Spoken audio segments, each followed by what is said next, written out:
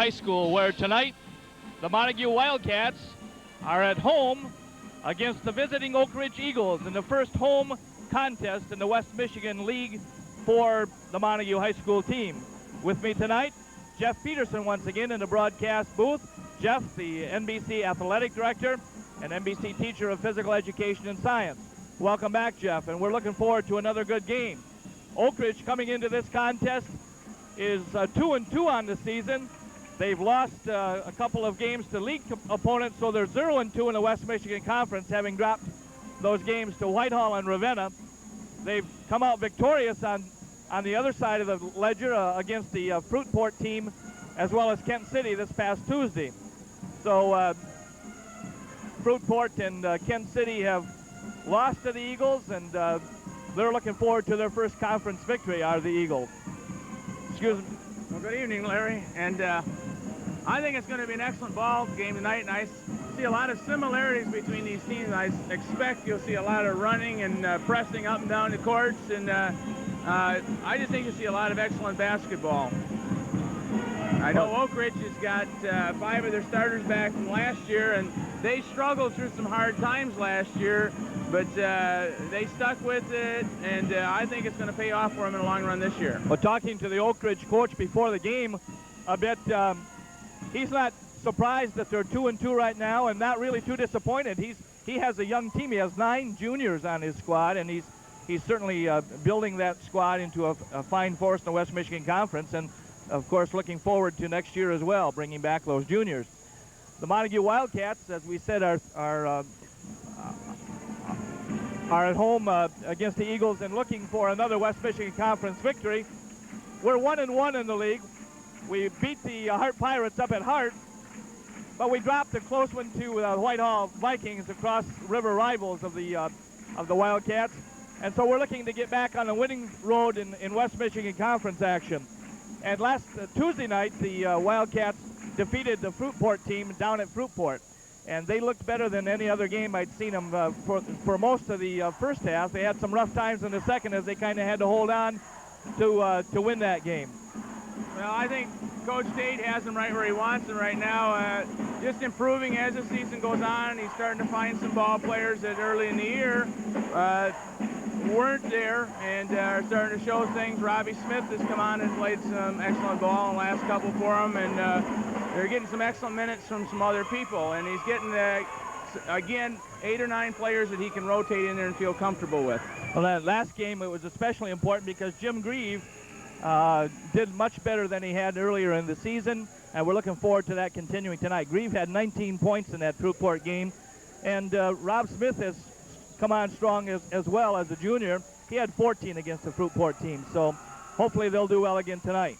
And now we're down on court for the opening game ceremonies, started by the national anthem as played by the Montague High School pep band.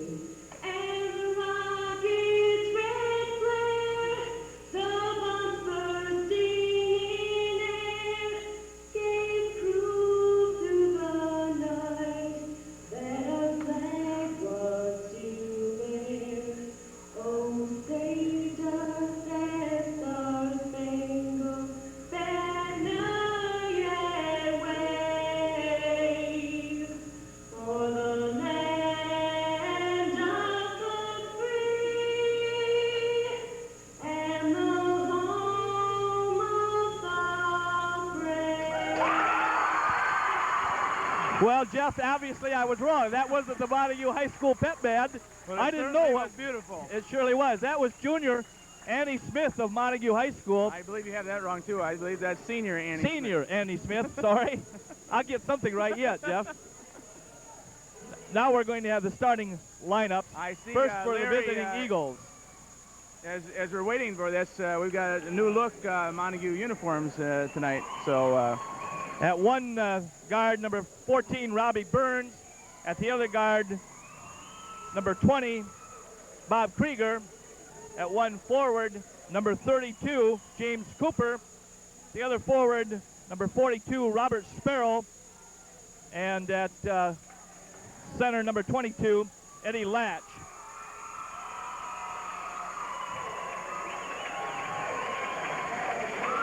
Starting lineups for the Wildcats. At one guard, Paul Schlaff, number 12. Another guard, number 40, J.J. Flynn. At one forward, sophomore Doug Schlaff, number 14. At the other forward, number 44, Robbie Smith. And Jim Grieve starting at center, number 32. And the Wildcats, of course, are coached by Jim Tate, Montague High School teacher. The Eagles, Jeff, have had some balanced scoring among the top 2 or 3 players in the last couple of games. Bob Krieger has averaged 10 points per game, and James Cooper has averaged 13 points per game. But in that Kent City game, Cooper had 25, so he has big scoring potential. Well, I watched Cooper last year against Whitehall. Good speed, good jumping ability, and he can put the points on the board in a hurry. So as I said, I look for a real, probably a very physical ball game tonight. We match up pretty good size-wise, and I think they're going to go at each other pretty hot and heavy. The Wildcats control a tip-off. Paul Schlaff down to the corner. J.J. Flynn misses from the outside. And the Eagles control. Point guard, Robbie Burns, bring the ball up. Driving right. There's nice steal by turnover. Rob Smith. Good position by Rob. Jim Grieve back out to Paul Schlaff. Nice defense by the Eagles on Schlaff, causing that turnover. And the Eagles score first in the contest. Bucket is good by Bob Krieger, number 20. Well, it was a nice drive by Bob Krieger as he took that ball right to the hoop. He knew right where to go as soon as he took it. He had his eye on that all the way down. And he split the seam between the 2 Montague defenders, and that's what you do. As I suspected, we've got the press. Man-to-man press at this point. Wildcats get it in. Paul passes it to his brother Doug, and return pass to Paul. Double stack or double post offense. It's been a trademark of the Wildcats thus far. Man-to-man defense on the part of the Eagles, and we have a walking call traveling against the Wildcats. Doug got one extra step in there, and the official caught him. And here's the Wildcats press now. The Wildcat press is a trademark of them as well, and they've been very effective at that so far this year. J.J. Flynn contesting closely against Burns. Burns down in the left corner to Krieger. As Krieger turned to go to the basket, he bounced the ball off of Paul Schlaff's foot. Burns up for the shot, falls short, and the Wildcats come out with it. Looking down court. Paul looks nicely down the floor with heads up, nice outside jumper. Doesn't quite fall. Robbie Smith with the rebound, and the Eagles are going to be called for the first personal of the game. So far, Larry, Robbie's played some awful opportunistic basketball. He's been there for 2 loose balls early in the ball game. Good observation. Nice drive by Paul Schlaff to go to the basket to draw the foul. Couldn't quite get the ball to go down, though. Another personal foul. This time it'll be a shooting foul. 2 shots for Schlaff. Second team foul, and the second on Latch. Ed Latch. They can ill afford to get Latch in early foul trouble, Jeff. He's one of their spark plugs. Yeah, I think that'll be the key for both teams. See if they can't get people in off the bench. And of course, we know that Montague likes this sub, so that certainly isn't something that right up front that's going to bother Montague, but we're not sure what kind of bench Oakridge has. I suspect they do the same thing as Montague. A lot of kids play an awful lot of minutes. Schloff converts 1 of 2, scoring the first Wildcat point. Schloff shooting 93% from the free throw line for the season. J.J. Flynn's going to be called for his first personal. He was trailing the play a little bit behind Burns and was called for reaching in. Well, that was a smart play by Burns. Burns knew he had him in a situation. He just kept on cutting J.J. off, didn't let him get back, and drew the foul. Excellent play. Burns out front, once again to the right side. Now we're going to have another foul called away from the ball. We had a pushing foul, I believe, in Oakridge, number 42. That's Robert Sparrow. Yeah, against Jim Grieve from behind. Third team foul. Position.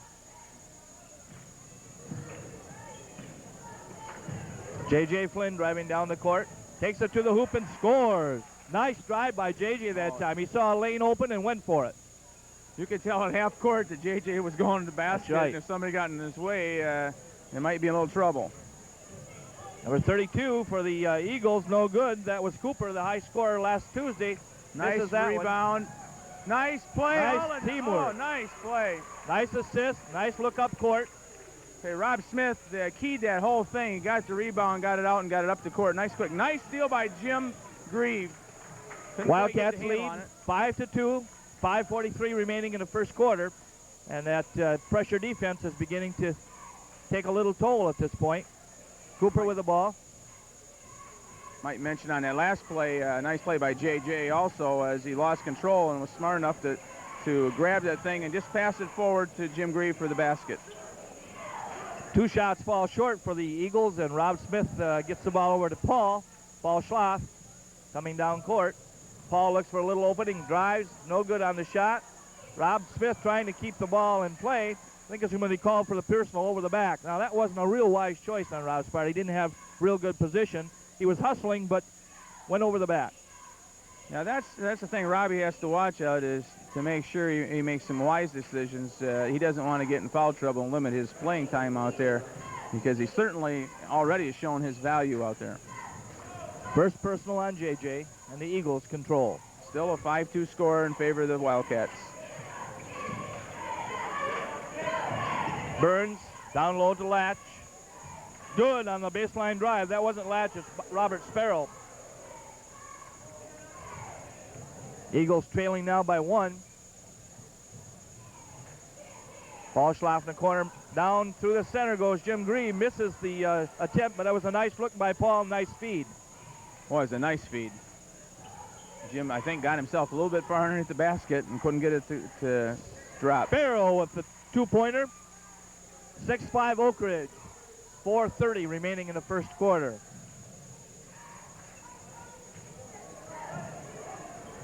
Man-to-man defense, part of the Eagles yet. Schloff inside to Grieve. Nice block that time. Nice block by number 50, Eric Pratt. And then it went off Jim Grieve out of bounds. Jim should have taken up a little bit stronger. Nice defense by Doug Nice defensive move. Substitutions coming into the game for the Wildcats. Eric Webb and Kevin Bushberger. And into the game for the Eagles, number 12 is Mike Benedict. Benedict, a 6'1" junior. Press defense. You'll see that all night long, more than likely, from the Wildcats. Well, it's pretty to see a big guy like Jim Grieve be able to be all over the court on that press. Nice shot from the baseline by Bob Krieger for the Eagles. Bushberger having a little trouble controlling the ball, but now takes it up court. Paul Schloff pops out on the stack. Screen left by Rob Smith. Nice block out by Rob. Nice hustle underneath by Kevin Bushberger, who worked inside the defense for that rebound and basket. Nobody blocked him out, Larry, and he just snuck in there, and he got an easy basket out of that. 8-7, Oakridge. 3:30 left in the quarter. Benedict out front. Sparrow. And that's number 20 again, Bob Krieger. Krieger averaging 10 points per game, and he's got 4 right now. He has 2 buckets in a row for the Eagles. Well, the Wildcats are getting a little flustered here against that Oakridge press, and they just got to settle down and run with things that they know they can do. Jake Olson into the game for the Wildcats. Mike Benedict. Now the baseline pass. Nice inside look. Shot didn't drop, but that was a nice move by the Eagles. Nice pass by Eric Webb to Jim. The shot's no good. Nice return bucket by number 32. That's James Cooper for the Eagles. Eric Webb with the inbounds pass. Well, Eric tried to split the defense and pass off, but passed it to the wrong man that time, and as a result, the Eagles get a fast break basket from Krieger. I believe that Coach Tate wants timeout, and yes, he does. Coach Tate's going to take that timeout to try and settle his troops down. So far, we've looked a little rugged, Jeff, having a little difficulty controlling the ball, having a couple of turnovers. On the other hand, we've seen a couple nice moves, and we would have had a couple more baskets if they just would have dropped off those assist attempts on the lane. Well, inside, they have to take that ball up with authority, and sometimes they're not doing that, and the ball's rolling off or it's getting blocked, and in doing so, it's gone off the Wildcats out of bounds, and the Eagles have been able to convert that at the other end. And give the credit to the Eagles. They've played some nice ball to this point. They've run their plays, they've got some good shots, and they've taken advantage of it. So, you know, it's been an excellently played ball game by the Eagles, but the Wildcats certainly could be closer, and that's what Coach Tate, I'm sure, is telling them, just to relax and do the things you can do, and we'll get back in this game quick. Score is 14-7 Oakridge with 2:32 remaining as play is about to resume. One of the things that we're lucky that we're doing well right now is rebounding pretty well on the defensive board, excuse me. Oakridge hasn't missed a lot of shots, but those they have, we've pretty much controlled. Bushberger having trouble with the ball, loses it to Cooper. Cooper drives in for the left-handed layup. Nice move by Cooper. That's what the Eagles are making the Wildcats do, pay for their mistakes. And right now, the Wildcats have made a number of them. You know, Larry, as I look out there, we've got an awful young ball team out there. We've got, sure do right now. One senior, a sophomore, and 3 juniors with that. So we've got a change. Tom Sedequist, Paul and Doug Schlaff, and J.J. Flynn back in for Montague. And for the Eagles, number 24 coming back into the game, Shane Belcom.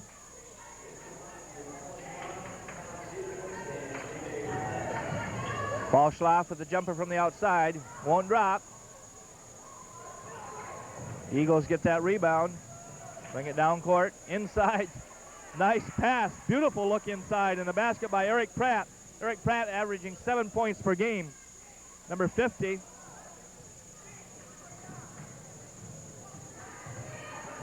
Well, another thing that happened there is the Wildcats a little lazy getting back on defense, and it cost them. Nice inside pass by Paul to Jim Green with a turnaround jumper, good for a 2. 18-9, Oakridge. We got a violation of the out-of-bounds line. So Oakridge stepped over the line. Good chance for the Wildcats to take advantage of that turnover, trying to pull within 7. Nice play. And a nice block by Pratt. 6', 3-inch Pratt. Eric Pratt is a junior, so he's looking to be back next year. And if that's an omen of what we'll see next year as well as later this year, the Eagles could give anybody some trouble. For sure. Jim Grieve had the right idea that time, though. He took it up strong. He did get it blocked, but it was the right idea. Nice inside move by Paul Schlaff, and he draws the foul. The bucket went in. I didn't see if the officials counted that basket or not. Counted. He was just telling what was happening. It's counting. Yes, it is counting. 18-11 Montague. I think that's what Paul has to do, is take the ball more to the hoop and put that up and draw some fouls. Get some people in foul trouble. Foul is on Mike Benedict, his first. Schlaff will be at the line for one more. Minute and 11 seconds left in the first quarter. Schlaff, remember, a 93% free throw shooter, and that's good.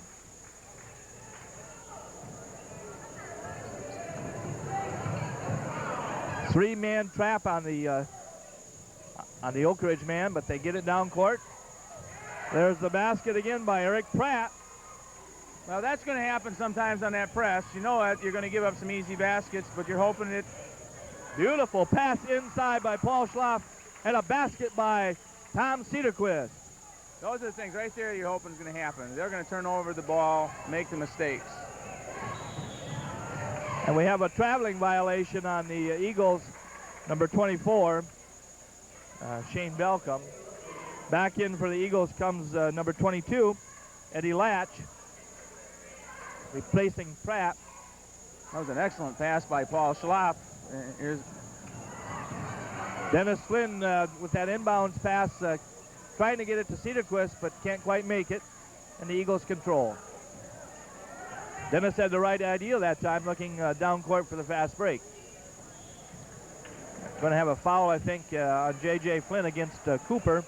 Yeah, reached over the top. You have to remember, if you don't get there, you don't want to reach over the top because that's kind of a silly foul. That's his second personal, I believe. Kevin Buschberger in for the Wildcats. That's the third team foul on Montague. So the Eagles will be inbounding the ball under their own basket. 26 seconds remaining in the first quarter.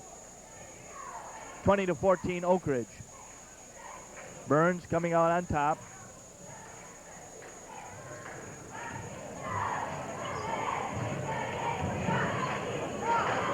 Eagles patiently awaiting that shot opportunity with 14 seconds left. Looking for the last shot. There's a pass underneath, and Tom Cedarquist, I think, is going to be called for the personal as he tried to guard against Eddie Latch cutting through the lane. Well, and then he lost his balance and he ran into Ed, and now I think that it's still out of bounds, so that was kind of a smart foul at that point. Indeed it was. 3 seconds. Burns with a shot, no good. Oh, it is good. It bounced up and down, and I think they're going to count it, yes. 22-14. Robbie Burns, I think that was the only basket he had in that quarter, but it sure was a good time for him to get it, right at the buzzer. I think Coach Tate is asking the official that it hit one of the wires, the guide wires up above, and the official said that no, it didn't. I couldn't see it because of the basket here, but in front of us, but that's what I think Coach Tate is asking about. If that's the case, hitting one of those guide wires, it should not have been accounted. Well, it was pretty hard to tell from our vantage point, but looking over there, I don't see the guide wire moving either, so. No, I don't either. Right. But Coach Tate must have thought it did. Well, Jeff, that first quarter seemed to go by quite quickly, and the Wildcats find themselves down by 8 at this point. We've had some unfortunate breaks in this first quarter, having some nice assist attempts, that is, down through the center that just haven't dropped for us. But on the other hand, the Eagles have really worked hard and have shown themselves to be a strong club. They seem to be, to me right now, one step, maybe 2 steps, a little bit quicker than us. And that's been the difference, especially on the offensive end, where they've been able to maneuver themselves to get in a position. We've either come over the back or not been in position to guard them once they get the ball. I think we need to get a few more people involved in the offense, too, perhaps. I think Paul Schloff and Jim Grieve are about the only 2 that have taken more than a couple of shots, and I think we need to have a little bit more involvement there. Right.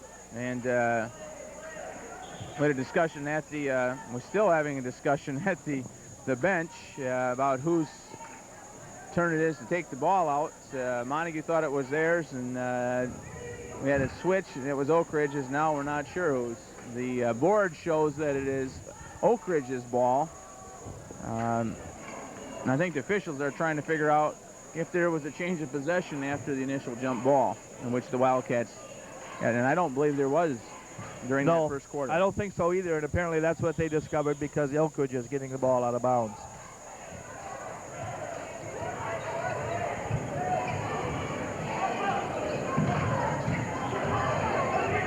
Cooper down through the center with the shot. No good, and Paul Schloff has the rebound, passing it up court to Kevin Buschberger. Oh, nice turnaround by Buschberger. Nice drive. The layup was no good, but I think he was fouled before the shot. so it wouldn't have counted anyway, probably. I believe on the way to the basket, he was fouled on James Cooper. His first personal. Well, they gave him the lane that time, and he tried to take advantage of it. Now he'll have a one and bonus situation here. He's shooting 67%.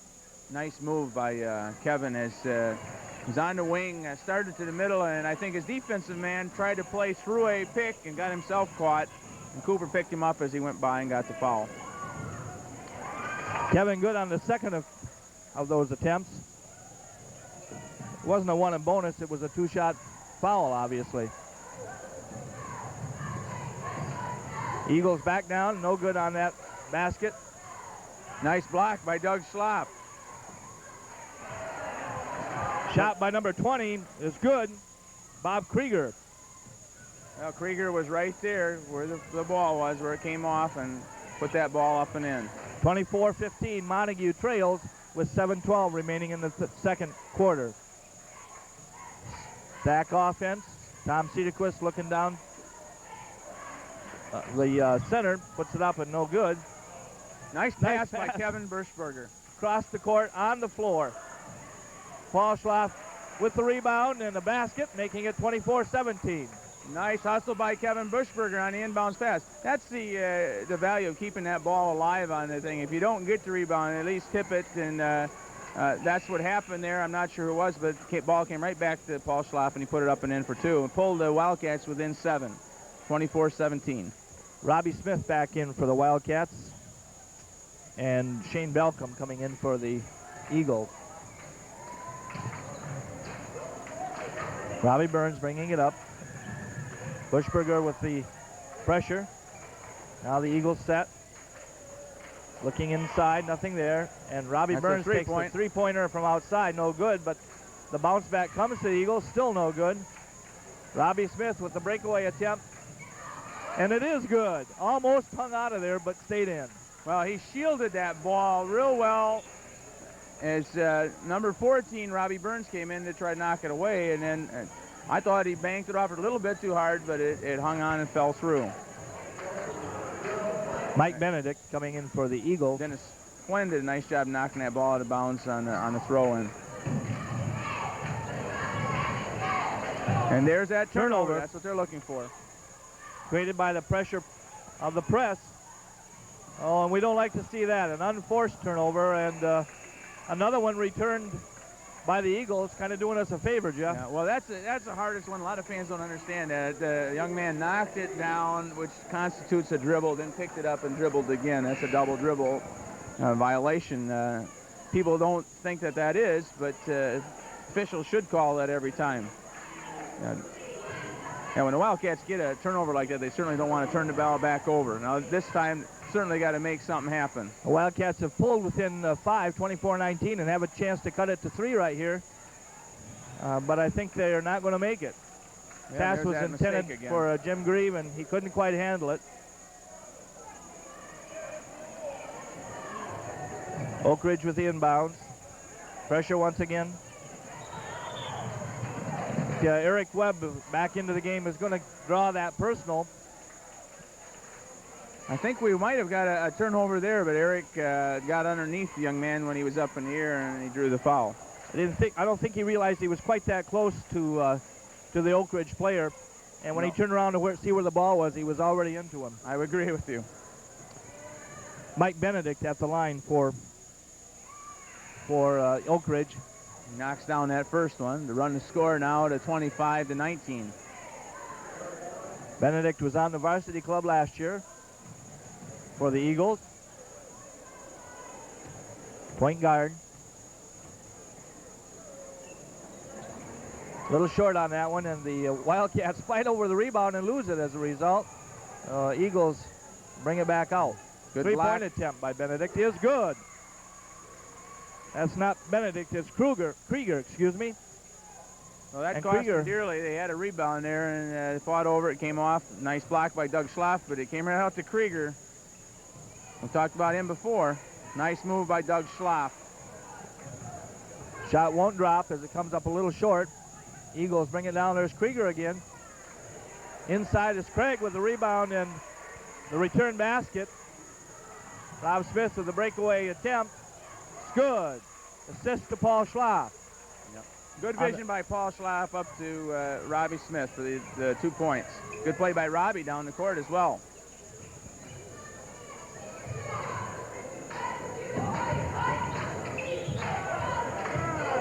I think we're going to have the foul again on Eric Webb. Tried to get over there and set himself in front of the Oakridge player as he began to drive or shoot, and he didn't quite have the position he needed. Mike Benedict at the line once more. Buschberger coming in for Eric Webb as he's drawn his second personal.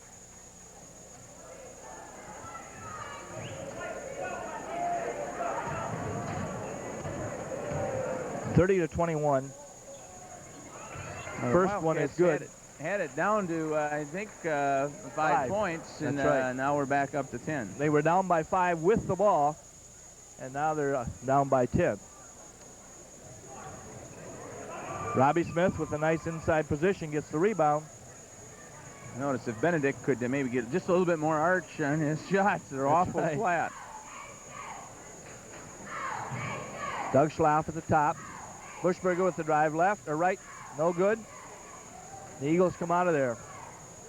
We're not getting many offensive rebounds at this point, Jeff. We mentioned that at the beginning of the game, not so much now, but at the beginning we were controlling the defensive boards pretty well. That's now right. We're not getting the offensive boards, and that really hurts. We only get one shot at the bucket, and not much chance to score off a rebound if you don't have it.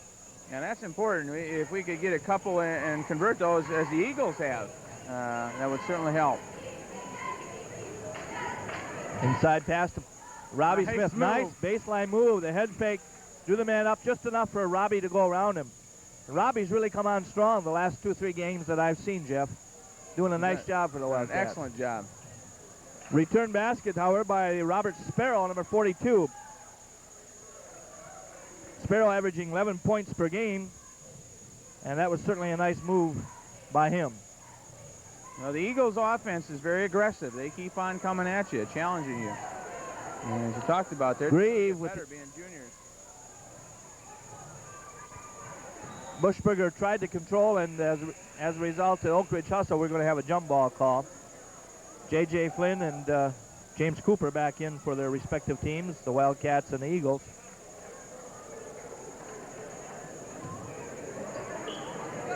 And Dennis Flynn's back in for the Wildcats as well for Jim Grieve.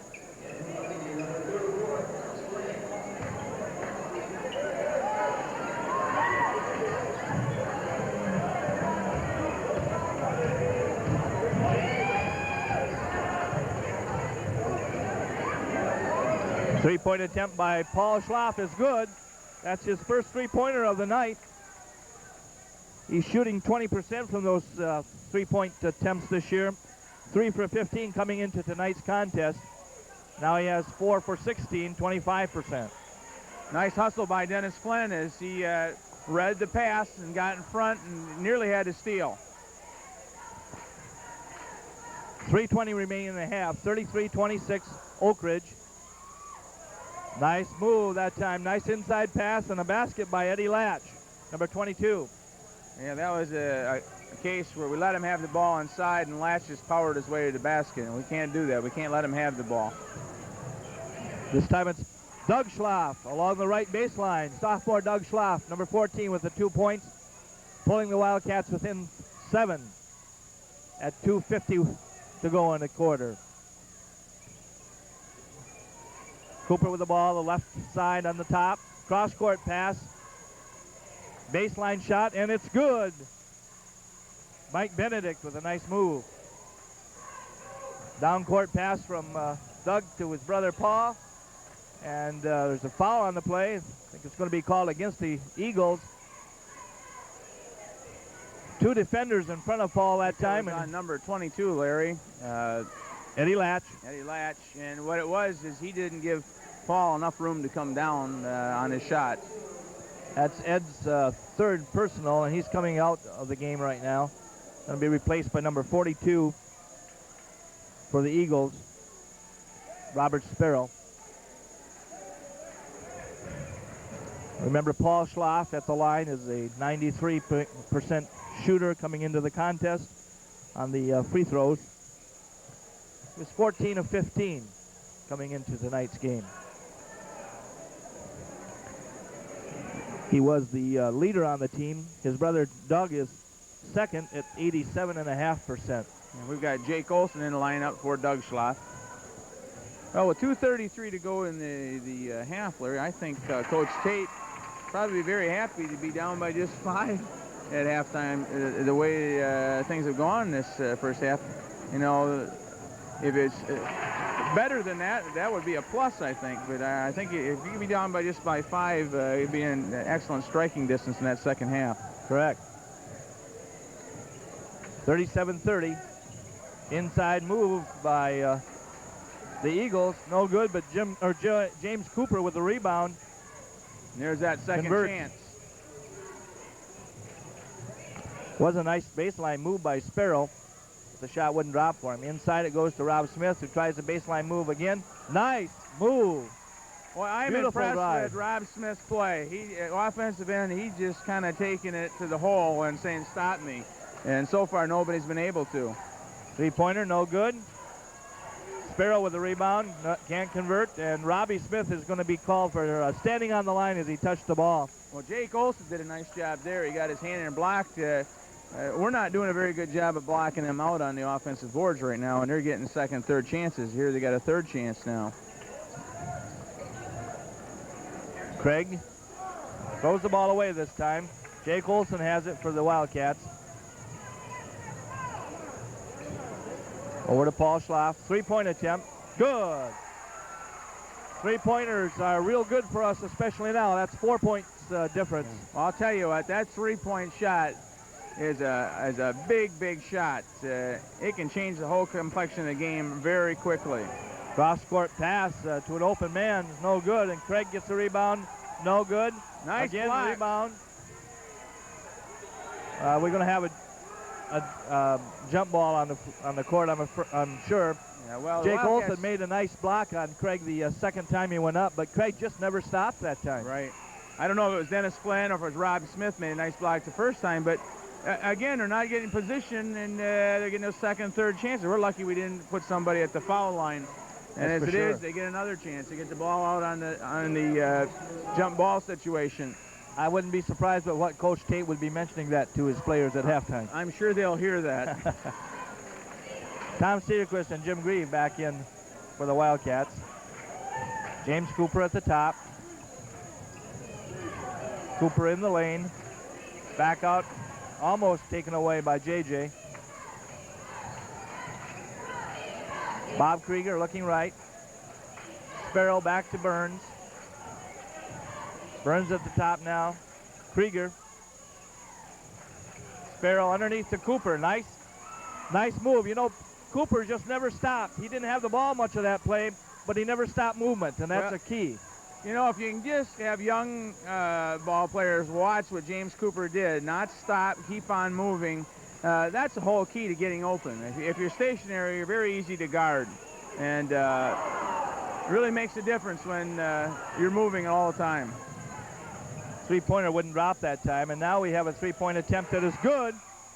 Good by Krieger. As quick as that, Larry, we're back to a 9-point lead for the Eagles. Make that 7. Well, okay. J.J. Flynn with the basket off the assist. Cooper from the outside, no good with a three-pointer. Grieve takes down the rebound as the half ends. With the score, Montague 44, Oakridge 44, Montague 37. Well, we didn't quite make that 5-point difference that you were hoping for, but 7 is a lot better than it could have been as things were looking part of the time that half. We just can't seem to quite get over the hump. We get it to 4, I believe, at one point, and on a three-point shot by Paul Schloff, but the Eagles come right back, and we talked about their constant movement, and they just tend to lose people underneath the basket, and they've had some wide-open shots. And not only that, but they've got second and third and fourth efforts also on the boards that have really hurt the Wildcats. I'm sure the Wildcats aren't going to roll over and play dead, however. Jim Tate's going to go in there and tell them a few of the secrets of stopping the Oakridge Eagles a little better in the second half, I'm sure, and they're going to come back out and give it their best shot. Real key, I think, for the Eagles in the second quarter were the offensive rebounds. We have to find a way to stop that. We've got to get better position on the inside. Like you mentioned once, we were lucky we're not in bigger foul trouble because most of the attempts to stop those shots were coming from the side or the back, and we were just lucky. Well, the Wildcats underneath the basket have to continue to move their feet instead of their hands. You play defense with your feet, and sometimes they're getting lost inside and have a tendency to stand and wave with their hands. And you have to get in front, and you have to anticipate and cut the lanes off so that the Eagles can't make those passes to the inside people. And then once that shot goes up, you have to find your man and block him off. Keep him away from the basket. Make him go over your back. Jeff, we got off to a little rough start, too, with turnovers. We had some trouble coming up the court a couple of times and lost it. We had an unforced turnover near midcourt early in the first quarter, and we had some tough breaks on those shots. Our guys can do the trick, I'm sure, and they're going to come back out confident, I'm certain, and give the Oakridge Eagles a good run for their money. So, go ahead. Well, again, I agree with you. The teams that win usually are the teams that don't make those unforced turnovers. And conversely, when you make those, the teams that win are the ones that make you pay for those. And that's right now why we're in a 7-point deficit. We've caused some turnovers, and we really haven't made them pay. They've caused us to make some turnovers, and we have. But I agree with you. We're not calling it quits, I'm sure, and the Wildcats are not calling it quits, and they'll be out second half, as they have all year long, and they're going to play some good basketball here in the second half. Well, Jeff, the Ravenna Bulldogs, it's a familiar team to us right now, not so much in the basketball season, but the football season. They went all the way to the championship round in the state final competition in the Silverdome, and they had an excellent season. They've got a lot of those same players coming back now for the basketball season. However, I noticed last Tuesday night they lost to Holton. Holton also had a pretty darn good football team, and I'm sure they've got lots of their football players out for the basketball season. Ravenna dropped that contest by 5, 55-50, I believe it was. I know you're doing some scouting. Have you seen the Bulldogs anywhere yet? No, I haven't seen the Bulldogs or Holton for that matter, but I remember Holton last year. They played a lot of juniors here, and they were pretty good size. This year I had the opportunity of reffing some of the football game over Holton, and the Slater twins are about 6'4", about 200 pounds. They jump well, very agile. Bartimioli, a big kid inside. They've got some good ball handlers outside, so they're an excellent ball team. Ravenna, on the other hand, has got some excellent athletes. Anytime you have a Mark Jacobs, we're going to hear that name a lot. He's an excellent athlete. I just don't think he's got into the swing of basketball right now. But, you know, I believe they had 8 practices before that particular game. Now, granted, Holton also was hurt early, I think, because they didn't get to practice because their team was in the playoffs as well. But they didn't go nearly as far. And our hats are off to Ravenna for their championship run, or near championship run, you might say. But I think Ravenna has to be the team to beat, even though they lost that in our conference. Jeff, you mentioned the word hats off a minute ago, and I think we should take our hats off to the Walkerville girls basketball team, too, who have come home to the West Michigan area with their second consecutive Class D girls basketball championship. And that's quite a task. It's quite a feat. Not many teams in the history of basketball in this state have repeated as defending class whatever champions. It's fantastic, and I think what makes it even greater is last year, of course, they won it, and coming in this year, they were never recognized by any one poll in the state of Michigan. Coaches poll, UPI, AP, as being a team that was even in the top 20. And so I think it's, again, hats off to them, and a fantastic year, maybe 3 next year. I'm sure they're hoping that. And you know, Jeff, it's even more amazing because they did that without a returner that was an all-state player for them the year before. Debbie Betties came in and picked up a lot of that slack, but I'm sure Greg when he started the season, wasn't quite certain that he was going to be a defending Class D champion at that point. Well, and I'm sure after, I believe, the first 4 games, 6 games, they were 4-2. That's right. And of course, one of those losses was to a very strong Kent City group. I believe that was their first game of the year. So, but you know, that's the sign of a champion, to come in and take over for those lost seniors and pick up the slack and go. And I watched them in the state finals on TV, and I was very impressed. But Jeff, I want to just shift gears for a minute and talk to the fans out there a moment about some upcoming events that they might be interested in. Tuesday night, this coming Tuesday, the Wildcats are going to host the Grant Tigers here in Montague High School's gymnasium. And of course, I'm sure the Wildcats are anxious to get back at those Tigers after having lost 2 games last year, both to the Grant Tigers. So that should be an exciting contest here at Montague High School. And also, we remind everybody that we're approaching the Christmas season. We'll have a couple of Christmas concerts, music concerts coming up this week. Monday night, we have the concert at the high school, where the band and the chorus and Stand Street Singers will be performing, 2 bands that is. And then Tuesday night over at NBC, we have the NBC music concert for the Christmas season. Again, the chorus, Blue Blazers, and 2 bands will be performing there. We also want to note that, we also want to note that on Christmas Eve, December 24th, beginning at 8 p.m., those concerts will be replayed on Channel 5, beginning at 8 o'clock, as I say. The NBC and the high school chorus and band concerts. Probably about 3 hours of Christmas Eve entertainment for the fans' listening pleasure. Reminder as well that the Grant game, of course, will be on Channel 5 on Wednesday evening, 7:30. And while we have just a minute here also, I want to take a moment to thank Cass Cable TV and Steve Jones, for his excellent cooperation with the schools. We're just so pleased with what they've done for Montague High School, NBC Early School, all through the last several months. They have granted us airtime unlimited, and that's certainly appreciated by Montague Area Public Schools.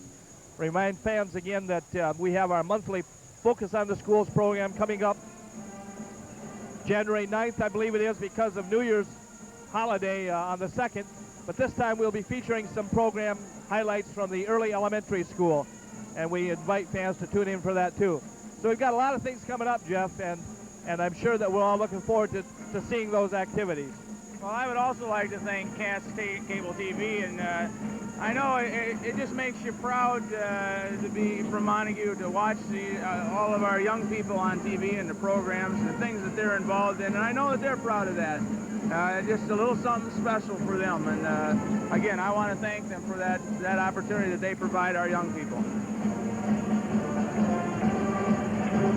Jeff, we're looking back out on the court as both teams have returned as we approach the start of the second half. Just a minute left to go. The Wildcats have their work cut out for them.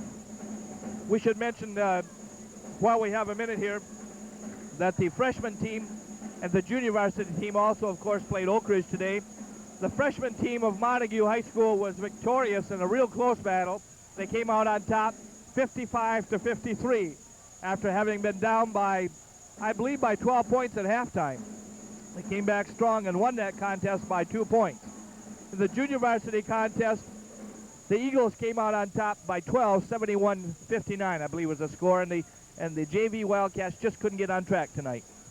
Well, yeah, I watched the second half of the JV game, and Oakridge Eagles looked tough, and again, our Wildcats, just as you said, could not get on track. I was impressed with the play of, I believe, number 24, Dave Nelson, big young man in the middle, just played excellent ball. I see where we're going to maybe have some trouble with him later on. No, I'm pleased to hear that our freshmen won. That's good for them. I think that's their first victory of the season, too, Jeff. After a couple of very close losses, and they've played very well. Of course, a couple of their players are up on the JV team, which is an excellent opportunity for some of the other kids to get some playing time and handle the ball an awful lot. We're ready to begin the start of the second half. But if we can just clear the fans out for a minute, I think the referee is going to put the ball in play. Montague controls, inbounds to Grieve.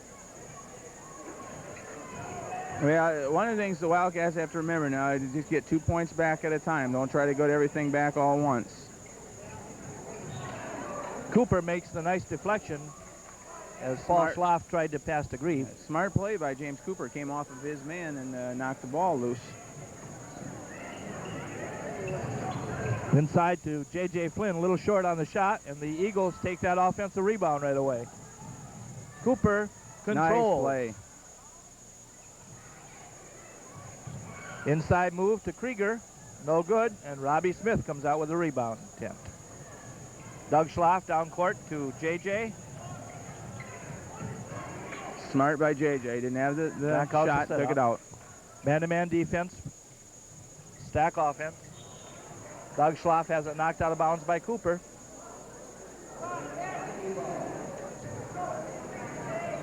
Wildcats control.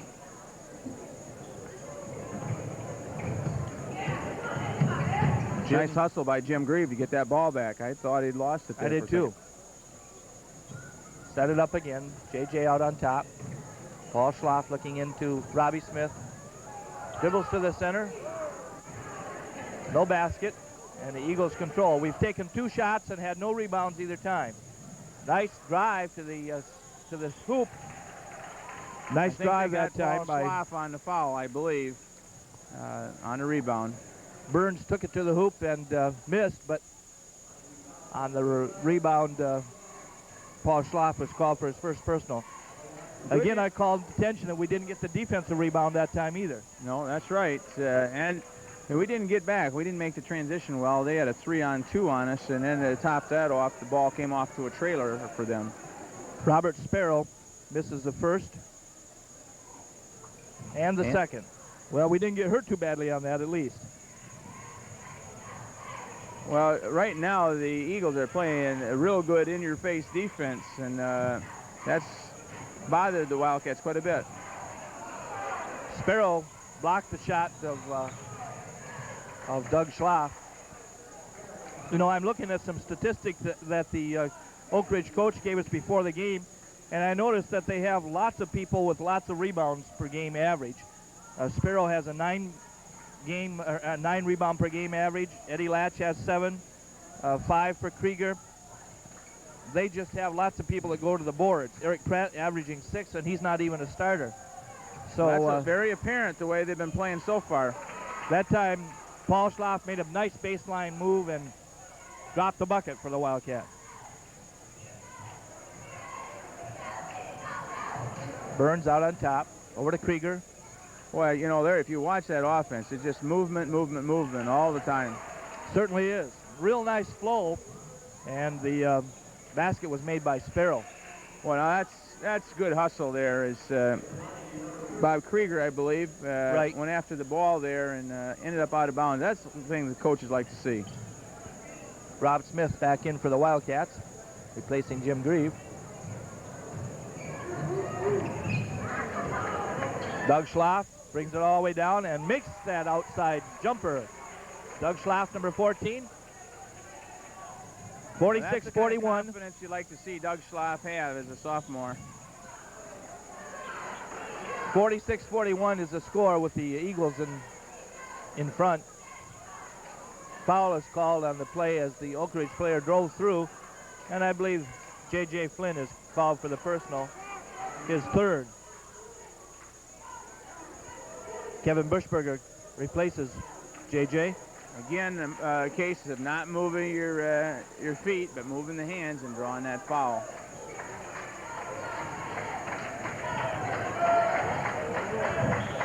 That's traveling is the call. Couldn't quite get the handle on that. Ed Latch, I believe it was. Yeah, the Wildcats are within 5, and they've got the ball, so they get an excellent opportunity now. Pull it in with 2 or 3.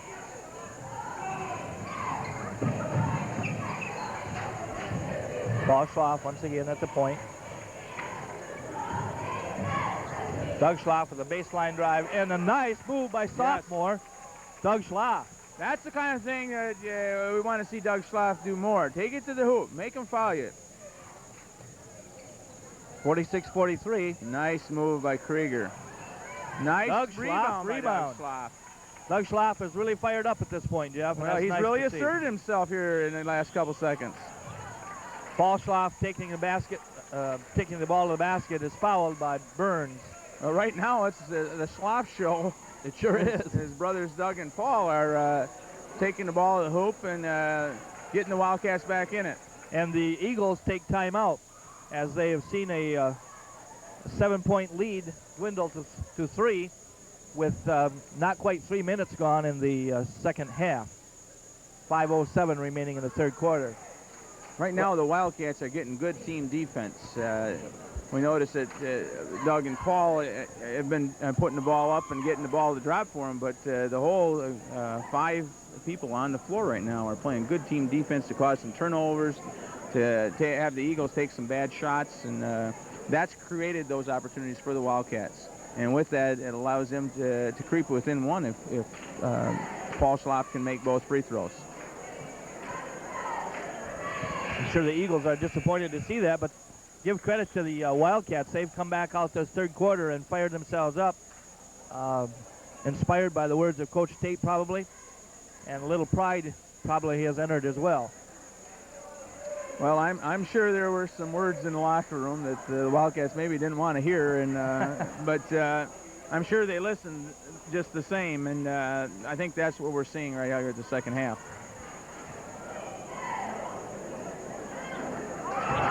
Good on that first attempt. The Eagles don't really want to put Paul Schlaff at the line. No, it's pretty automatic. Oh, we shouldn't have said that, Jeff. The old knock on wood trick there, and Burns over to Cooper. Yeah, we got Cooper steps. is going to be called for traveling. Get a lot of movement by the Eagles, getting people free on the wings, but there's good cover-up defense by the Wildcats, shutting off particular lanes that they didn't shut off that first half and causing some turnovers. Paul Schlaff with the drive down the center, no good. Nice rebound by Dennis Flynn, and a follow by Robbie Smith pulls us within, excuse me, we're tied now. That's what we saw the Eagles do the first half, and this time the Wildcats had 3 shots at it. Robbie Burns inside, no good. Robbie Smith with the rebound. Paul Schlaff trying to get across court to Kevin Bushberger, cutting in from the corner, has it deflected out of bounds as the Eagles hustle back on defense. Craig coming back in for the Eagles along with Benedict. Well, the Wildcats are running the floor now and playing a good transition game and watching those people. Robbie Smith has that shot blocked. That was a good block. Nice clean block. Yeah. But that's the things that Rob Smith has to do. He has to take it up to the basket, see if he can't draw the foul. If not, to get the basket. Doug that time called for traveling. Last time down the court for the Eagles, James Cooper was called for a very similar move. It just so happens that they're both guarding each other. Right. You do it to me, I'll make you look bad too.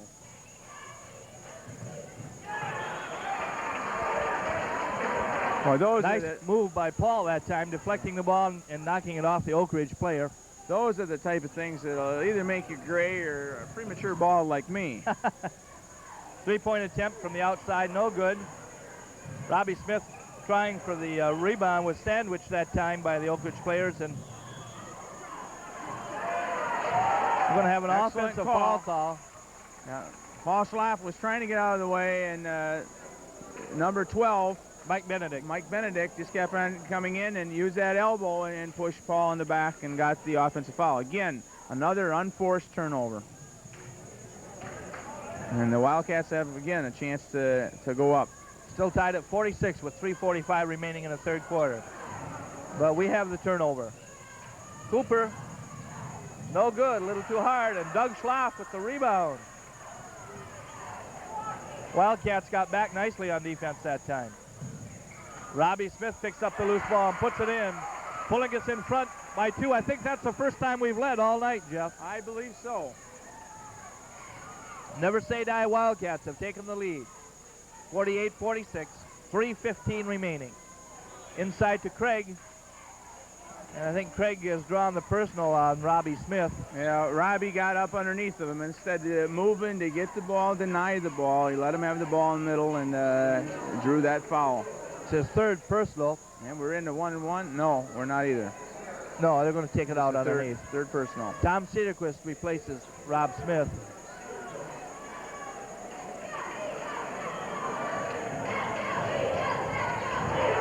Nice interception by Dennis Flynn.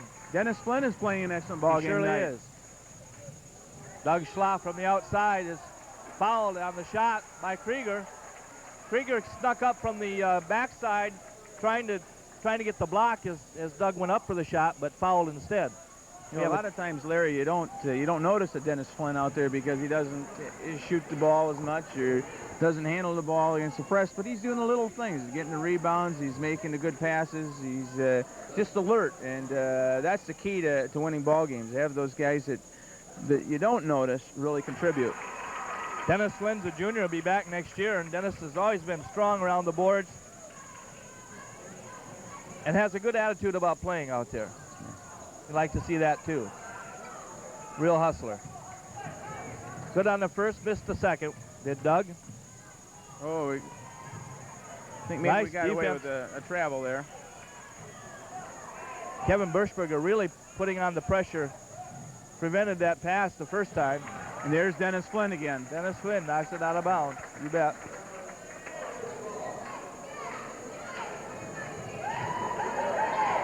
Lots of quickness on the floor. Excellent quickness. And as I said, the Wildcats are shutting off the lanes much, much better than they did that first half. And that's the difference. The reason they picked up 12 points, 10 points in this second half. Right.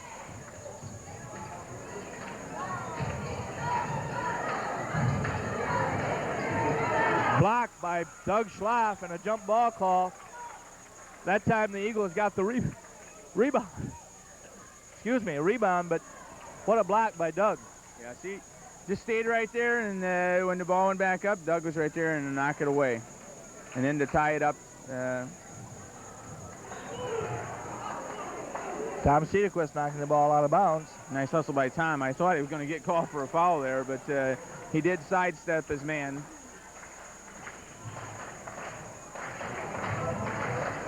Now that was also a nice move by Tom. Took the baseline away, but it was a nice shot on the Eagles' part anyway. 49-48. Bushberger with the outside attempt, no good. Dennis Flynn hustling after the rebound, reached in, however. I think he's going to be called for the personal, and Cooper, I think, will go to the line. No, I think that we're still not in the 1-1 yet, Larry, and so it'll be out of bounds to the Eagles. Right. I think the next foul by Montague will put the Eagles in 1-1. First personal on Dennis Flynn, fourth team. Eagles have 3 team at this point. Nice hustle again. JJ again playing behind, and he's getting trouble that way. But he's a competitor, I'll tell you. He really goes after you. You know when you played the game against J.J. Flynn. Absolutely.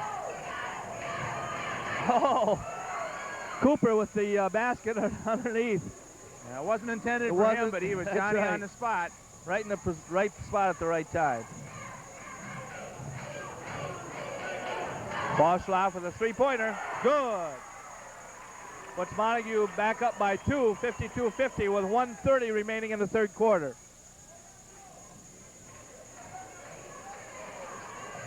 Cooper with the fake and the drive, no good. Sparrow with the personal. Push off on Dennis Flynn, and Montague now, and the next time they get fouled will also go. So both teams will be in the 1-1 after the next foul. Or I should say on the next foul. That could be a critical point as we reach the end of the game. You know, we're 2 points apart right now. We were that way at the end of the game with both teams having lots of time at the free throw line. It could be very important part of the game. Oftentimes, the free throws, aren't so exciting to watch, but they are sure a critical part of the contest. Nice pass by Kevin Bushberger. Doug Schloff couldn't get it to drop, and then there was a foul. I'm not sure what the call is. Tom Cederquist with the personal. And I think we're going to shoot 1-1 down at the other end. I think Eric Pratt will be at the line, but we've got to reverse hands. There they've caught it and march on down to the other end now. I didn't see it, but I suspect where Tom was standing that he was fighting for position underneath the boards and gave Eric Pratt a little push. And you're exactly right. He was right there. That's Tom's second personal.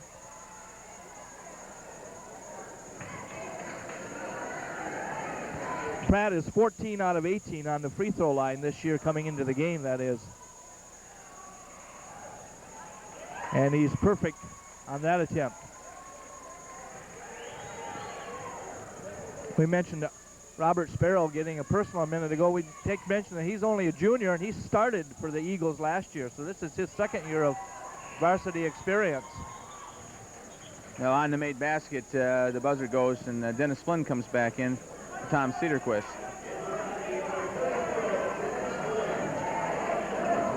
Well, as you stated earlier in our broadcast, Larry, I think a lot of these young men started last year as Coach went with those players, and I think we have over and back. Over and back, yes, Want to just comment a minute, Jeff. That time as the Wildcats put the ball in play, you saw the official place the ball down on the floor. Can you comment about that? Well, you have 5 seconds. When that buzzer goes and the official says he's going to present the ball, nobody comes. He places down on the floor 5 seconds from that time, and we go back the other way, you might say, because we got a violation. And with that, Paul Schloff gets fouled. And just so the fans might understand, when does that 5 seconds end? Does the player get to stand with the ball in his hand 5 seconds? Well, there's a new rule this year, and that 5 seconds now ends when he releases the ball, not when the player in court touches it, as it used to be. Right. Okay. And so there's going to probably be some problems with that this year, with people not understanding that. Another thing that people will probably also notice as Paul Schloff makes the first one is the timeouts. There'll be a buzzer at 45 seconds, one at 55, and then again, there'll be 5 seconds from that point in which if players aren't on the floor, the ball will be placed on the floor, and the official will start counting. New rules this year. I know of one game where a bucket was scored already this year because nobody was on the floor for the defensive team. That time, Eric Pratt tried that turnaround jumper and it wasn't good. And as sometimes happens, I'm sure he felt badly about that and tried to get that rebound and fouled the Montague player, Doug Schloff, on the attempt. That's his first personal. Make one more comment about the new out-of-bounds rule, Larry, that was put in effect because there are some coaches that were taking a minute 10, a minute 20, even a minute 30 seconds and a timeout, and the referees are having trouble getting them on the floor, and that just stops that real quick. The rule says you have 60 seconds, and if it's 60, it probably ought to be 60. That's right.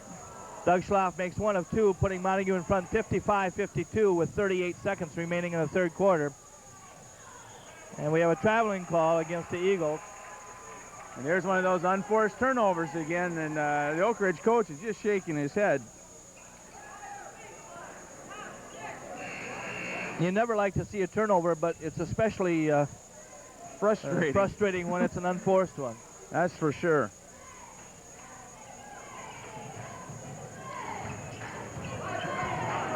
Paul Schloff bringing the ball up, 30 seconds left in the quarter.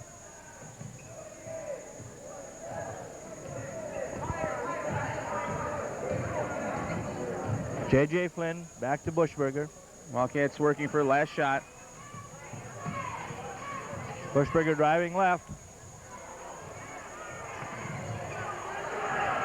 J.J. Flynn short on the shot. Rebound by Dennis Flynn, no good. Nice position by Dennis that time, however. 2-1. They're going to count the basket. They're going to count the basket. J. Paul King says it was released before the buzzer went off. So the end of the third quarter shows a score: Montague 55, Oakridge 54. Well, my question wasn't necessarily if it was released, but it looked like it was steps to me. I thought it was released from where I was standing. It certainly was close. If it was released, it counts. If there were steps, it shouldn't have. That's right. Well, we have a one-point game now. The Wildcats actually picked up 8 points in that quarter overall, having trailed by 7 at halftime. But they've still got their work cut out for them. Oh, definitely, definitely. They played much better in that quarter than they had in the first half, but they can't let up at all. We had streaks where we looked real good early in the third quarter, and perhaps in the later going in the quarter we let down a bit. Maybe not let down, but we didn't have the flow of the game in our favor as much. I'm not so sure that we didn't go for that last shot a little bit too early. The Eagles got the ball with 5 seconds left and then converted at the opposite end, and that meant it might have been our fault for giving them that opportunity. I think you're right. Kevin Bushberger thought he saw an opening on the left lane and drove in. I think there were almost 15 seconds left when that move started. And, of course, we got 2 shots at the bucket, missed both, and the Eagles had a last-minute chance, last-second chance. Paul Schlaff with the drive, draws the personal on number 14, Burns, before the shot. I think you might see exactly what happened there quite a bit this fourth quarter as you get maybe young Burns in foul trouble, is get the ball to Paul on that side and just have him go one-on-one as you clear that side. And if they get some people over to help, then what he's going to do is he's going to find that open man, and they're going to get the easy two, hopefully. And as we mentioned earlier, free throws could be a critical part of this game. 2 free throws by Paul Schlaff, both drop, 57-54, Wildcats. Robbie Smith back in for J.J. Flynn. And Coach Tate telling his team to match up, so they're trying to match up height-wise a little bit better.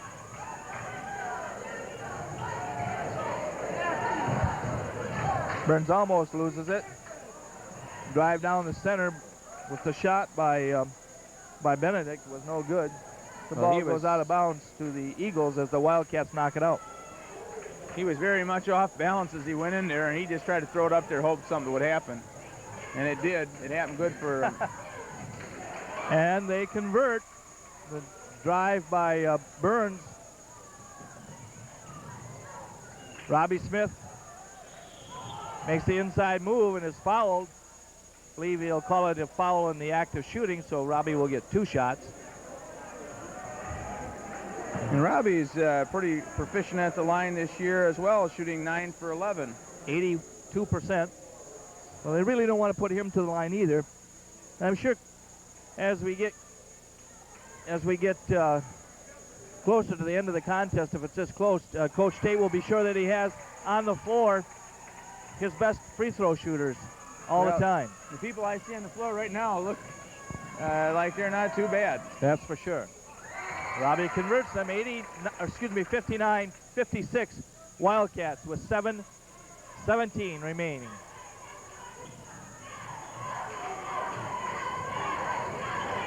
Burns from the left, looking inside to Cooper, but nice read by Doug Schlaff. Inside to Dennis Flynn, no good. And I think they're going to call it out of bounds to the Wildcats. I don't know if the people saw that down here, but Dennis Flynn was really working real hard, trying to front his man, and he did an excellent job 2 or 3 times playing over the top, and they tried to lob it over top, and then Doug Schlaff came in the backside and really helped out nice. Dennis Flynn with the basket on the inbounds pass. So it's only right that he gets that basket. That's right. How hard he worked down here. Nice crisscross pattern on those out-of-bounds plays for the Wildcats, and this time it paid off. And there's one of those unforced errors. 61-56 Montague, and Oakridge is going to take the timeout as they trail by 5 with 6:44 remaining.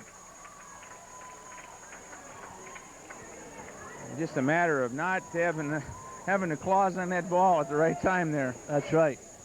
Those things hurt any time, but boy, and as the Eagles look, toward the remaining minutes in the game, they surely don't want to be throwing those away at this point.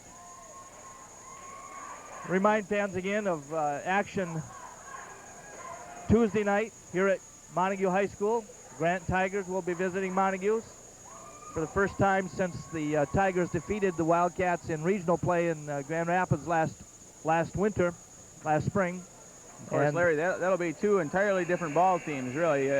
The Wildcats returning 2 starters, and I believe that's the same number that Grant is returning. I think you're right. However, I'm sure there'll still be feelings left over from last year. Oh, I'm sure. And probably especially so by the Wildcats. Absolutely. Down court release to Paul Schlaff. Nice turnaround, and he gets the basket. 63-56. Beautiful move by Paul that time. You know, I have to comment on the demeanor that I see of the Oakridge players. In past years, when things have happened like this, there were times that their behavior was not exemplary. But tonight, I'm very impressed. Correct. And I think that says a lot for the school administration and the coaching staff. And my compliments go out to them. Mine too. Lots of difference between tonight's emotions and those of the past. There's Dennis Flynn again coming over to help out, and he blocked that shot. Robbie Smith with a nice inside position, got the rebound. Wildcats can take a little more time now. Dennis Flynn, nice recovery. Kevin Bushberger loses it to Benedict. Down court to Krieger. Good. 64-58, 6:02. Another turnover. Cooper makes it 64-60. Boy, how things change quickly. Wildcats have to maintain their patience and their cool. Kevin Bushberger short from the outside. Robbie Smith doesn't get the bucket to drop, but he's fouled on the shot. Well, Rob Smith, I think, was lucky there. That ball just came off to him, but he was standing behind his man. And Robbie, I think, wants to work a little bit harder to get that position. He can score a lot of points inside. Very talented young man. Robbie's scoring at almost a 60% clip from the field, 57, a little over 57 actually, and 82 from the line, and he converts that one. Robbie Smith and Dennis Flynn actually are tied for the lead of the field goal percentages. Robbie converts 2. 66-60 Wildcats with 5:40 remaining. Krieger looking inside, finds nothing. Back out to Cooper. Cooper into Sparrow. Nice inside turnaround that time, and a bucket by Cooper. By Sparrow. A case where Sparrow lost his man. 3 points. 3-point basket from the outside by Paul Schlaff. I think that's 3 3-pointers for him tonight, Jeff. Well, it's nice to see Paul start hitting those again. Last year, I believe he's shooting about a 50%, and this year he came in there, he's shooting about 20. And we got a 3-second call. Never left that lane as he was going back and forth. Burns in for the Eagles and J.J. Flynn for the Wildcats. And again, that 3-pointer, I'll tell you what, that just zooms it right up real quick. Here we are again, a 7-point lead.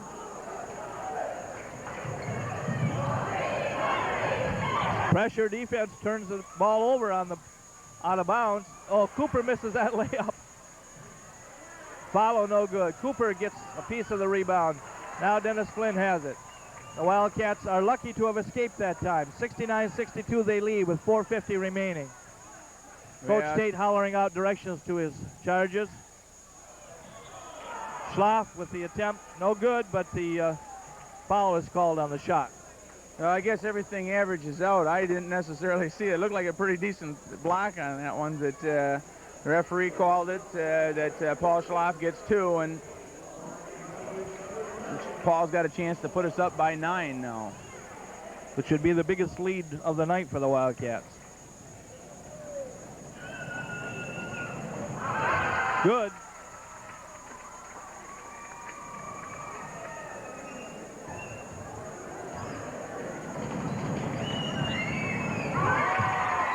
Converts both, 71-62.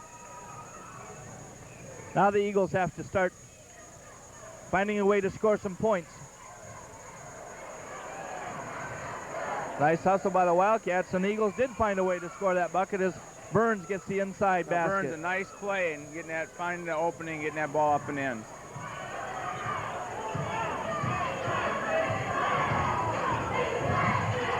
Schlaff back to J.J. Flynn.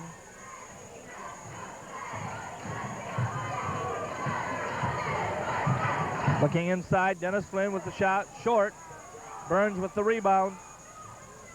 Down court to Krieger. Good. 71-66. Eagles pull within 5 with 3:55 remaining. Well, you put that ball in Krieger's hands, and he knows what to do with it. He knocks him down with pretty good regularity. Nice move by Paul Schlaff all the way around the perimeter. Got a step on his man and took advantage. Paul's real good at that. Yes, when he is. sees that little opening, he fires up, charges out, and goes in. James Cooper from the outside, no good. Burns from the rebound, no good. Robbie Smith Nice hustles. retrieve by Rob Smith. Very nice. Wildcats are going to call a timeout, I believe, with the score. Montague 73 and the Oakridge Eagles 66 at 3:22. And what do you suppose Coach Tate has in mind right now? Is he going to go to 4 corners at this juncture? Well, I'm not sure right now. You can't really freeze the ball at this point, I don't think, because there's so much time on the clock, and with only a 7-point lead, things can happen, especially with that 3-point shot out there. I suspect he's going to tell the guys to come up in their high, kind of a semi-stall offense. They run off and they run guys off the side, and they just keep on running like a weave from one side to the other. And then, as we saw Paul Schlaff, just kind of creep around the side down to the baseline and in. And they'll look for the easy shot off that. But no, I don't think they'll put it in any kind of a freeze or stall at this point. They can't be too complacent or too confident at this point. We've seen Oakridge come storming back 2 or 3 times in this half when they've been down by 7 or 9, and all of a sudden we look up and see just 4 or 5 up there. So I'm sure he's telling them to play smart, guys, and you can't put them on the foul line. You know, you're in the lead, and they've got to have the ball. So as long as you have the ball, and if you have a good shot, take it. Don't be afraid to put it up. plays resuming. And there they are in the high offense. Double stack. And there goes Paul once again around that perimeter. Nice move once more. And Oakridge, they have to. Sparrow. What a shot by Sparrow. It drops. He just kind of threw that one up there, but it counts just the same. We're going to have a foul called on Cooper, James Cooper, as Paul Schlaff tried to split those 3 defenders. Nice sportsmanship, Cheryl, there on the floor as Paul Schlaff and number 20, Bob Krieger, helped each other off and patted each other on the back. It's a nice effort. That's Cooper's second personal. Schlaff once more at the line. What I was going to say is Oakridge, on the other hand, has to realize they have to score, but they've got a lot of time, and they're not that far down, so they don't have to panic. Get 2 at a time, get themselves back in striking distance so that they can either tie or that they can win at the buzzer. And they showed they could put that buzzer shot in at the end of the third quarter. Nice rebound by Doug Schlaff, taking that inside position. Well, that was just simply a steal, as Oakridge player was just waiting for it, and Doug just stepped inside and got it. Patience being shown at this point. J.J. Flynn back out on top. They just kind of rotate down, come back up, and set it again. This Oakridge is very pops out frustrating that time for the Eagles. Paul with another beautiful move. That's vintage Paul Schlaff. Yes. Krieger with a 3-point attempt. Short, but Burns gets the rebound. Cooper from the outside looking back to Burns. Another 3-point shot. Drops. That's exactly what the Oakridge team was looking to see. 3 points at a time. 78-71 with 1:56 remaining. Paul brings it across the timeline. Back out to brother Doug. Doug driving left is fouled by Krieger as he went for the steal. Good hustle by Bob Krieger that time, but he caught the arm of Doug Schlaff. Yeah, as we talked about, we've got pretty good free throw shooters out there, and they just run that weave back and forth and put the ball in their hands, and if you foul them, it's just like putting 2 points on the board, or at least we hope. Right. Dennis Flynn and Kevin Bushberger back in for the Wildcats. That time we missed the free throw, but Robbie gets the rebound and misses the shot. Another rebound by Rob. Shot no good. But now Robbie's going to be on the line as the Eagles can't stop the play before they foul. And with that, Oakridge is going to take a timeout. Minute 37 seconds left. Oakridge trailing by 7, 78-71. And I'm not just sure what's happening. Coach Tate and the coach of the Eagles both talking to the official. Now we have an official call of timeout, Oakridge. I'm not quite sure what the discussion was, Jeff. No, I wasn't sure either. I saw the Oakridge player come up and ask the official for a timeout, and nothing was called, and then Ken Clark went over and talked to the Oakridge coach, and then, of course, Coach Tate talked to him, and finally we got the timeout, Oakridge. So, again, I'm not sure either. Maybe there was a question about how many timeouts they had. Again, that could be. Really sure. What happens, Jeff, if I don't have any timeouts left, but I take one? Well, the officials will still give you one, but it'll cost you technical foul, and with that you lose the ball, and as well as get the free throws to shoot. A two-shot technical? Yes. So it's not really a very wise move, probably, on the part of a coach. Yeah, about in most one time you might circumstances. want to do that if you use your things up and you're either down by 15 or you're up by 15, maybe 15 seconds to go, where it's not going to mount too much. Right. But then again, I don't know what you're trying to prove at that point, unless maybe you were trying to get somebody in that hadn't had a chance to get in. That's the only thing I can think of. But then, in order for you to do that, there had to be a dead ball. Well, not necessarily. You could have the ball. And, right. Robbie Smith at the line. Comes up short on that attempt. The Wildcats have had some opportunities here, too, now that they haven't converted on. And Robbie's got to knock this one down. That's an 8-point lead with a minute 37. That means the Eagles have to have 5 possessions at 2 points apiece. I suppose not. I shouldn't have said that because I forgot about the 3-pointers at that point. Just like that attempt, and it's good. 79-74. You know, it changes your 5-point possession to 3 possessions. Right. And it makes a difference. Rob Smith misses that basket. The Eagles come back. Cooper from the outside. 3-point. That's a 3-point shot. Good. And now we've got a 2-point game. How the complexion of the game changes in only 38 seconds. 38 seconds ago, we were ahead by 7. Paul Schlaff is splitting the defenders and draws the personal. 51 seconds left now, 79-77 Montague.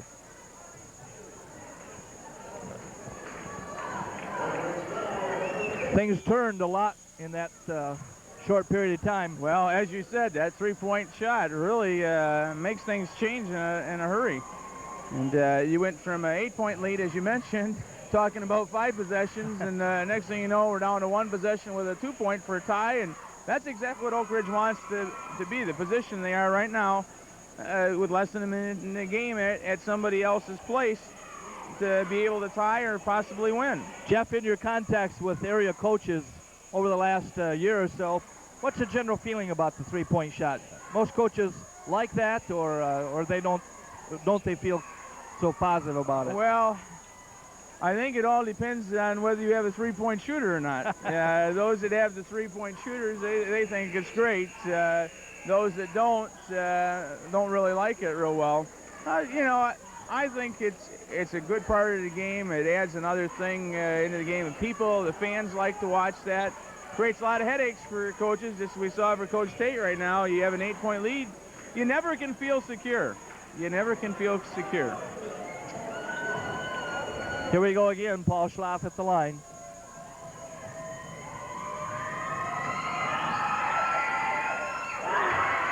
Cans that first one. One more attempt.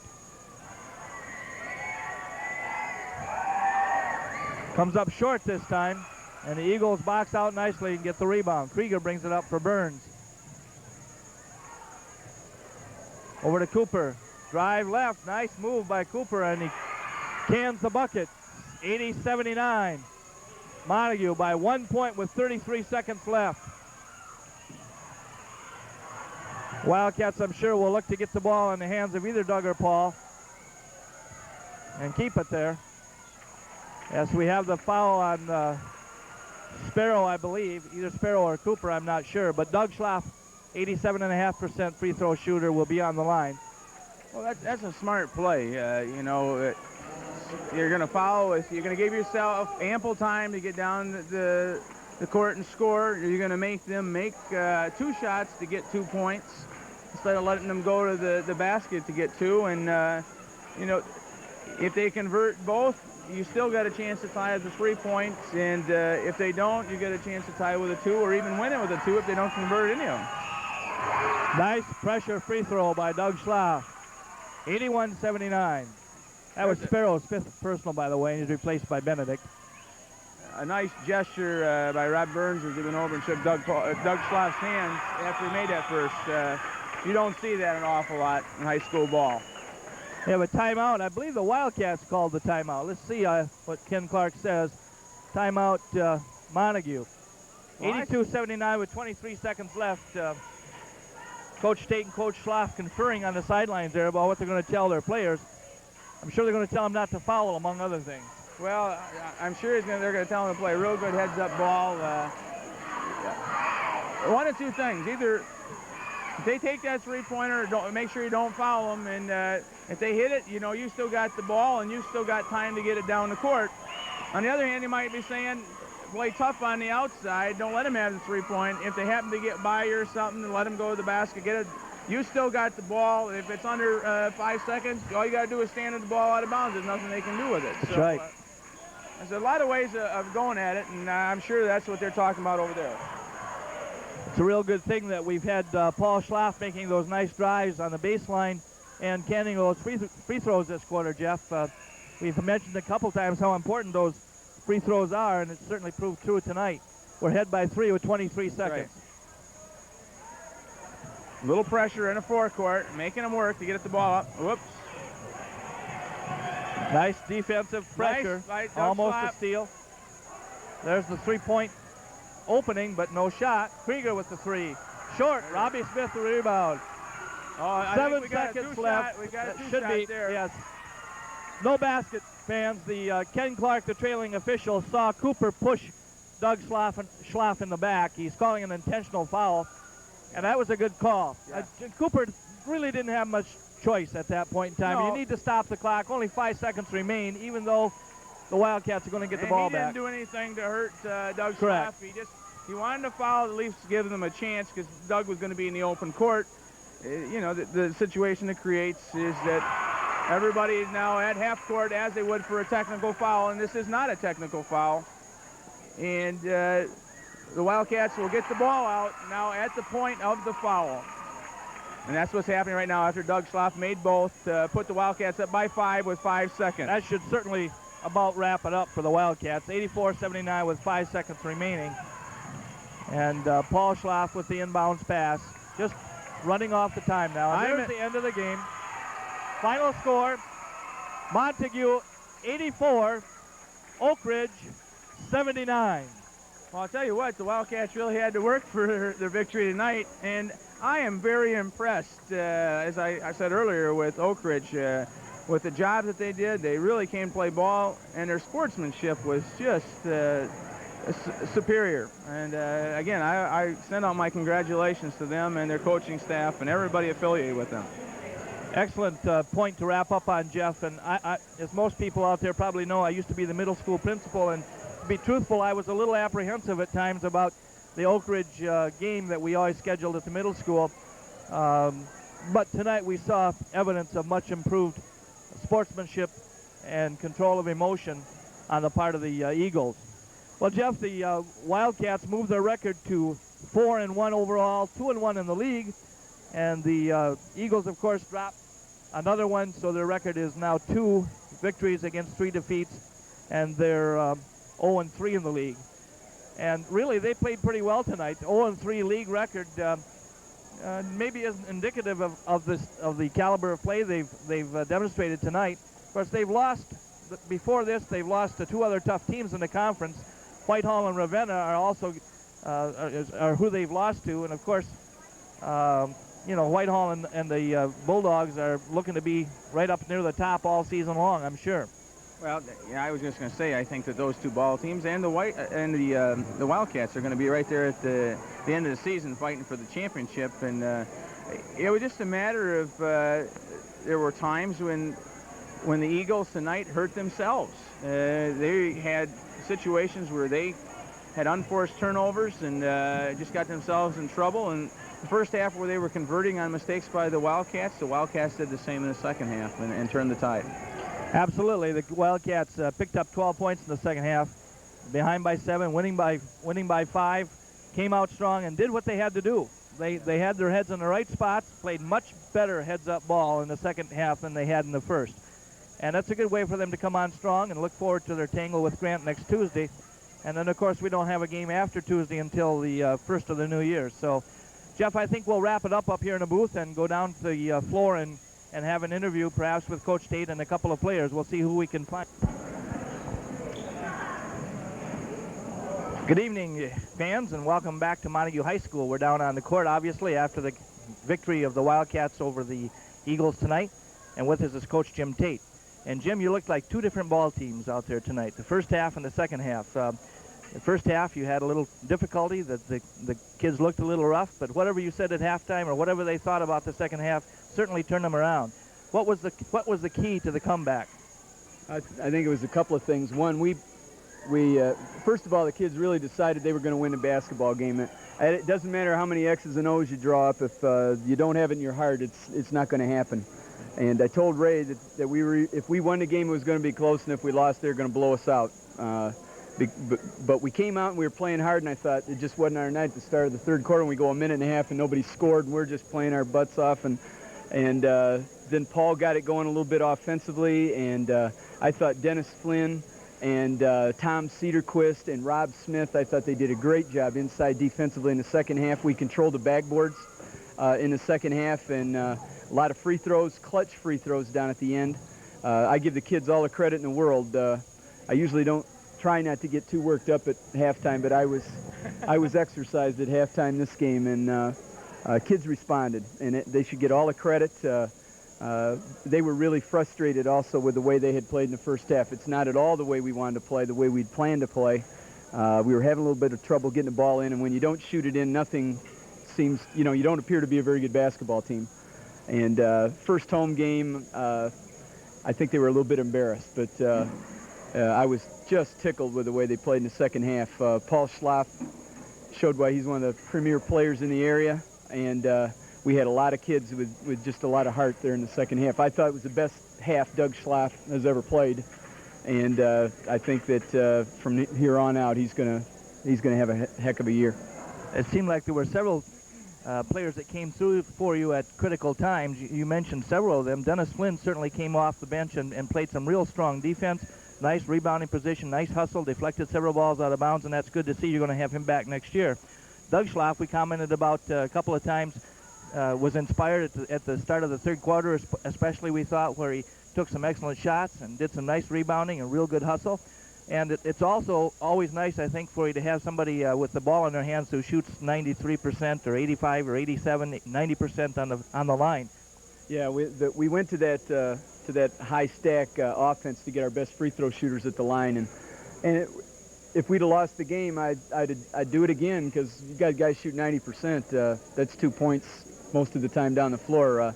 Oakridge came down, hit a couple of threes, and made it awfully close at the end, but I had a lot of confidence in Doug and Paul going to the line, and I got a lot of confidence in our basketball team. I just wish we would get better quicker.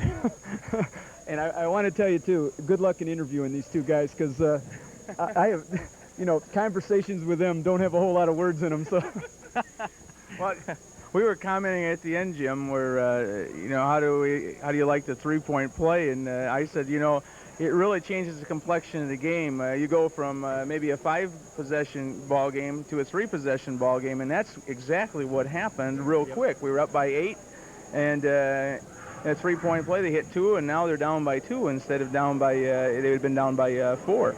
And so what do you see? I mean, it's nice if you got 3-point shooters, but if you haven't got them, you know, it's... I'll tell you, Jeff, that, and you've been in coaching a long time. I've been coaching for 16 years now, and you get used to coaching like you were talking about. Mentally, I'm saying 5 possessions. You know, hold the ball, work for the free throws, and all of a sudden they make a 3. We make 1 free throw. Now we're down 3 points. The next possession could be it, and it really messes up your thinking. And what I try and do is when things are going crazy down there is kind of keep myself organized in what we're doing and stay calm and know the situation, and the 3 just screws me all up. It's going to take me quite a while to get used to it, I think. Well, one last comment. I'd just like to comment also. I think the first half, the kids were, you know, there was a lot of good effort, but they just couldn't get things to go right. They couldn't cut off the lanes, and then Oakridge was taking the ball to hoop and getting second, third, fourth shots, and our kids were standing there and just weren't getting the position. In the second half, it was a whole different ball game, as you said. And congratulations to you and to your young charges. You got a lot of young kids out there. Yeah, I always tell my wife, well, tonight I can go home and tell her we're 4-1. The kids won 4 and I lost 1. So that's the way it is in coaching, right? That's the way it is. That's right. Well, Jim, let me add my congratulations to you. I know you're looking forward to Grant next Tuesday. We wish you luck for then, and have a Merry Christmas, you and your family both. Okay? Yes, have a Merry Christmas, Jim. Congratulations. Congratulations. I think we're going to have those two spark plugs of the team come into the camera shot right now. Yes, I'm right. Here they come. Here's Dennis Flynn and Paul Schlaff. And Dennis, guys, Jr. Coach said this was going to be a tough interview, so don't make it any tougher than he said, please. Dennis Flynn, the junior, and Paul Schlaff, the senior. Dennis, this was probably the best game I've seen you play in recent times. How does it feel to be coming off the bench and playing excellent defense and hustling? What were your thoughts about your play tonight? I thought I played okay. You know, every game you can probably play better, but it was the other bench, too, that helped us a lot, not just me. Okay, well, congratulations on your fine play tonight anyway, Dennis, and good luck in the remaining contest. Now let's switch over to Doug a minute. How about Paul? Excuse me, I'm sorry, my apologies, Paul. Paul, that was certainly an excellent game on your part, especially late in the game. The fourth quarter, you took charge and showed that you really wanted to pull this one out, made some excellent moves along the baseline off that stack offense. How do you feel about the way you played tonight? I feel pretty good about it. Towards, beginning of the game, we were down by quite a bit, and Coach Tate had a few words to say to us in the locker room, to get us going a little bit. You're not going to tell us what, though, right? No, they were good, and we just really wanted to win really bad, and I thought just by taking charge up in front, we could, I could help the team, do the best to stay ahead and win the game for us.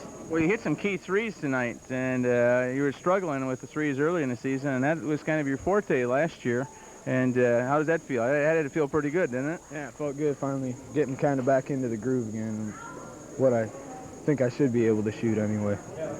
Dennis, I noticed, I thought you just played excellent defense, cutting off the passing lanes. Oakridge had a lot of movement on their offense, what I noticed, and that creates a lot of problems inside for you guys. Can you just kind of elaborate on that?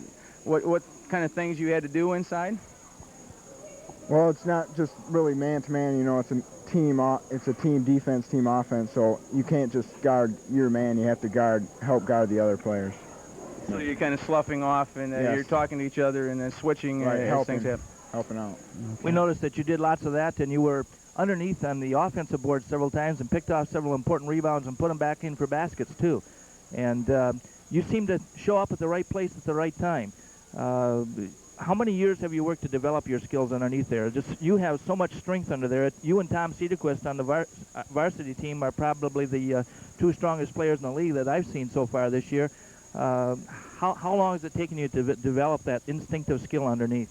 Well, I'd say in 4th grade, my dad used to come here in elementary and practice with me rebounding, 10, 15 minutes before our game, so I think that helped me out a lot. Ken, you certainly played up through the middle school and high school years up through your junior year, too, and this year, of course, is a real important one for the Wildcats as they come back off from an excellent season last year.